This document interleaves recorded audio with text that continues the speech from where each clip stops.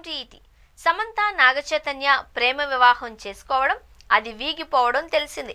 అటుపై చైతన్య జ్ఞాపకాలను ఒక్కొక్కటిగా చెరుపుకుంటూ వస్తోంది.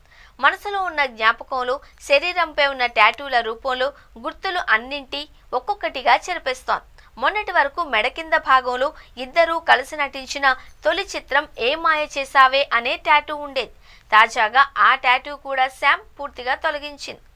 దీంతో సమంత ఒంటిపై చైతన్యకు సంబంధించి ఇంకెలాంటి జ్ఞాపకాలు కానీ గుర్తులు కానీ లేవు. ఈ నేపథ్యంలో చైతన్య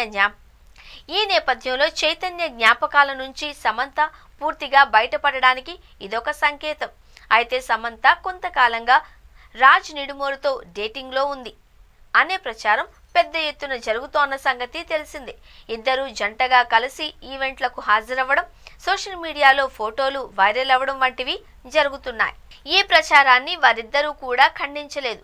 దీంతో సమంత కొత్త బాయ్ ఫ్రెండ్ కి వెల్కమ్ పలికినట్లేనని ప్రచారం పీక్స్ కు చేరింది.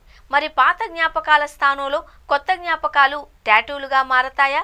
రెండవ ప్రేమకు అంత గొప్ప స్థానం ఇస్తుందా లేదా అంటూ బాలీవుడ్ మీడియాలో కథనాలు మొదలయ్యాయి.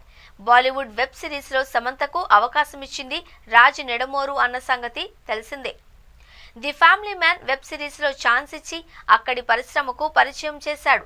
అప్పటి నుంచి ఇద్దరి మధ్య మంచి స్నేహం మొదలైంది.